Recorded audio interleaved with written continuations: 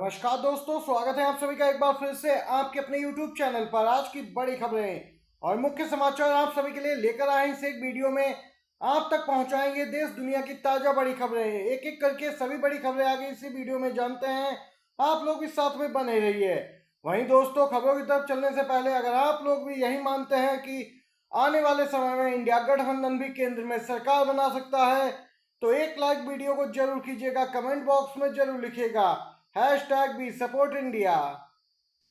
लगातार दोस्तों आरएसएस और बीजेपी में ठनी है। आरएसएस लगातार बीजेपी को खरी खरी सुना रहा है। अहंकारियों को 240 पर रोक दिया। बीजेपी को लगे चुनावी झटके पर आरएसएस ने बताया इसे भगवान का न्याय। जी हां, लोकसभा चुनाव 2024 के नतीजों में बीजेपी पिछले चुनाव के मुकाबले काफी बुरा प्रदर्शन किया। पार्टी में आंतरिक तौर पे मंथन तो हो रहा, वहीं इस मुद्दे पे आरएसएस की तरफ से लगातार बयान सामने आ रहे हैं जिसमें पार्टी के फैसलों पर सवाल उठाए जा रहे हैं। इसी बीच आरएसएस नेता इंद्रेश कुमार ने लोकसभा चुनाव नतीजों को भगवान राम का न्याय बताते हुए बीजेपी पर जोरदार हमला बोला है। इंद्रेश कुमार ने यहाँ पे बीजेपी को यानी सत्ताधारी दल को अहंकारी बताया। इंद्रेश कुमार ने कहा कि राम सबके साथ न्याय करते हैं। 2024 के लोकसभा चुनाव को ही देख लीजिए, जिन्होंने यहाँ पे अहंकार दिखाया भगवान ने उसकी उन्हें सजा दी है और इनके अहंकार के कारण ही और यह 240 का आंकड़ा नहीं पार कर पाए। आरएसएस और बीजेपी में ठनी हुई है। वहीं दूसरी तरफ दोस्तों बड़ा बयान निकल के आया है आम आदमी पार्टी के राज्यसभा सांसद संजय सिंह का। एनडीए सरकार एक साल में गिर जाएगी, इंडिया गठबंधन विकल्प के रूप में आ सकता है सामने। आम आदमी पार्टी के राज्यसभा सदस्य संजय सिंह ने दावा किया कि केंद्र में गठबंधन सरकार एक साल से अधिक नहीं चल पाएगी और जब भी मौका मिलेगा विपक्षी गठबंधन इंडिया खुद को विकल्प के रूप में पेश करेगा। संजय सिंह ने कहा कि आपने टीडीपी और एनडीए के अन्य सहयोगियों से अपील की कि अगर भारतीय जनता पार्टी अपने सहयोगी दलों के नेताओं को लोकसभा अध्यक्ष के रूप में नियुक्त नहीं करती तो इंडिया गठबंधन के सहयोगी दल उन्हें समर्थन देने पर विचार करेंगे। पार्टी की उत्तर प्रदेश इकाई की बैठक के लिए संजय सिंह उत्तर प्रदेश पहुंचे थे। विपक्षी नेताओं को जेल में डालने को लेकर भी संजय सिंह ने बीजेपी की जबरदस्त तरीके से आलोचना की। संजय सिंह ने कहा कि हमने एनडीए की एक सरकार को 13 दिन में गिरते देखा है, दूसरी को 13 महीने में, और अब नरेंद्र मोदी यह तीसरी सरकार एक साल भी पूरा नहीं कर पाएगी। हम राजनीतिक गतिविधियों पर नजर बनाए हैं और विकल्प के रूप में जब भी अवसर मिलेगा हम इस तानाशाही सरकार को बेदखल कर देंगे। ये यहाँ पे संजय सिंह ने बड़ी बात कही है। वहीं दूसरी तरफ बीजेपी नेताओं पे जबरदस्त एक्शन कर्नाटक में देखने को मिल रहा है। बेंगलुरु कोर्ट ने पूर्व सीएम येदियुरप्पा के खिलाफ पॉक्सो केस में गैर जमानती वारंट जारी किया है।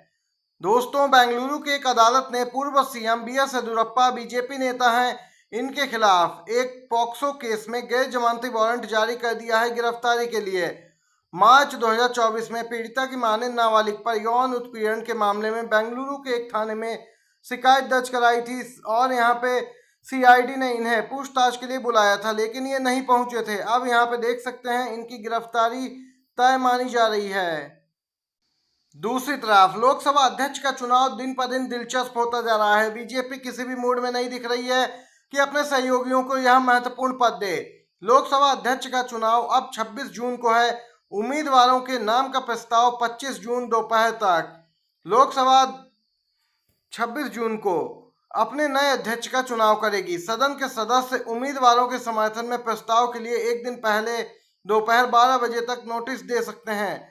लोकसभा सचिवालय ने यह जानकारी दी। 18वीं लोकसभा की पहली बैठक 24 जून को होगी और सत्र 3 जुलाई को समाप्त होगा। वहीं दोस्तों दूसरी तरफ यहाँ पे बड़ी खलबली मची है एनडीए में, क्योंकि कांग्रेस पार्टी ने बड़ा दावा किया कि हम जब चाहे सरकार बनाने की यहाँ पे तैयारी कर सकते हैं। एनडीए सरकार गलती से बनी हुई सरकार है। मोदी जी के पास बहुमत नहीं है। यह अल्पमत सरकार है जो कभी भी गिर सकती है। कांग्रेस के राष्ट्रीय अध्यक्ष मल्लिकार्जुन खड़गे का ये बयान सामने निकल के ऐसे समय आया जब यहाँ पे हफ्ता भर भी नहीं हुआ शपथ ग्रहण समारोह को और कांग्रेस पार्टी, इंडिया गठबंधन के सहयोगी दल आदि यहाँ पे बड़ा दावा कर रहे हैं कि जब भी चाहें हम यहाँ पे सरकार बदल सकते हैं। हमारे पास यहाँ पे पूर्ण बहुमत है और हम यहाँ पे सरकार बनाने की स्थिति में कभी भी आ सकते हैं। दूसरी ओर कांग्रेस के सांसद गौरव गोगोई ने कहा कि एनडीए और भारत के बीच केवल 30 सीटों का अंतर है और आने वाले महीनों में कुछ भी हो सकता है। वहीं दूसरी ओर एनडीए से नाराज बताए जा रहे हैं नीतीश कुमार। कोई भी भारी भरकम मंत्रालय न मिलने से जेडीयू के यहाँ पे अध्यक्ष और सीएम नीतीश कुमार काफी नाराज हैं, जिसकी नाराजगी अब यहाँ पे स्पष्ट दिखने लगी है। उन्होंने यहाँ पे बीजेपी नेताओं से भी दूरी बनाना शुरू कर दिया है। इसके साथ ही नीतीश कुमार तो नाराज हैं, बल्कि नीतीश कुमार की पार्टी में 5 जेडीयू सांसद भी आरजेडी के संपर्क में है। बताया जाता है वह एनडीए के साथ जाने से नीतीश कुमार का जो फैसला है उससे खुश नहीं है। यहाँ पे दूसरी तरफ बड़ा झटका मोदी और शाह को लग सकता है बंगाल से बीजेपी के 3 सांसदों ने पार्टी छोड़ने का ऐलान किया। तीनों सांसद टीएमसी पार्टी के संपर्क में हैं। जी हाँ दोस्तों, एक तरफ नीतीश कुमार किसी भी वक्त इंडिया गठबंधन में शामिल हो सकते हैं, तो दूसरी ओर पश्चिम बंगाल बीजेपी में घमासान मचा है। 3 सांसद बगावत के मूड में दिख रहे हैं। टीएमसी कई दिनों से दावा कर रही है कि ये तीनों सांसद एक इशारे पर बीजेपी छोड़ने के लिए तैयार हो जाएंगे। देख सकते हैं इसी प्रकार अगर संख्या घटती रही तो बीजेपी सरकार ज्यादा दिन तक नहीं चल पाएगी। वहीं कांग्रेस नेता सुप्रिया सीनेत ने किया है बड़ा दावा। बताया महाराष्ट्र में आखिर कैसे एनडीए को मिली हैं जो बची बचाई सीटें। महाराष्ट्र में प्रकाश अंबेडकर की बीबीए और ओवैसी की एआईएमआईएम ने 6 सीटें बीजेपी की झोली में डाली हैं। इन सीटों पर जीत के अंतर से ज्यादा वोट इन दोनों पार्टियों को मिले। सुप्रिया सीनेत ने कहा कि इनमें से एक पर कांग्रेस और 5 पर शिवसेना उद्धव ठाकरे की जीत को हार में बदलने का काम किया गया। अन्यथा महाविकास अघाड़ी की महाराष्ट्र की 48 लोकसभा सीट में से 31 नहीं 37 सीट आती और बीजेपी प्लस 17 नहीं 11 सीटों पर सिमट गई होती। यूपी में बीजेपी की संकट मोचक मायावती बनी, जिनकी वजह से 16 सीटें यहाँ पे इंडिया गठबंधन हार गया और महाराष्ट्र में प्रकाश अंबेडकर और ओवैसी की वजह से 5 सीटें इंडिया गठबंधन हार गया। देख सकते हैं दोस्तों किस प्रकार से इन दलों द्वारा जो वोट काटे गए हैं वह सीधे तौर पर इंडिया गठबंधन के उम्मीदवारों की हार का कारण बने हैं। यूपी में भी इसी प्रकार का वाकया देखने को मिला।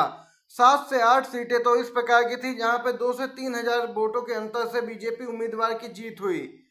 कई सीटों पर गड़बड़ी की गई, लाइट काट के गड़बड़ी की गई, लाइट चली गई तब यहाँ पे घोटाला किया गया, वह बात अलग है। लेकिन फिर भी मायावती की बीएसपी ने जिस प्रकार के वोट यूपी में इंडिया गठबंधन के काटे हैं उससे बीजेपी को काफी फायदा हुआ और इसी प्रकार महाराष्ट्र में प्रकाश अंबेडकर और ओवैसी ने मिलकर इंडिया गठबंधन को 6 सीटें हरवाने में पूरी यहाँ पे बीजेपी की सहायता की। यहाँ पे लगातार कांग्रेस पार्टी इस पूरे मामले को लेकर इन दोनों पार्टियों पर हमलावर है और महाराष्ट्र में जल्द ही समीकरण बदल भी सकते हैं।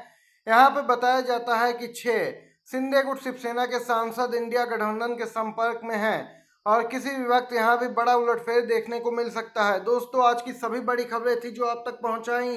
वीडियो अच्छा लगा हो तो लाइक कीजिएगा, शेयर कीजिएगा। आप सभी का बहुत बहुत धन्यवाद।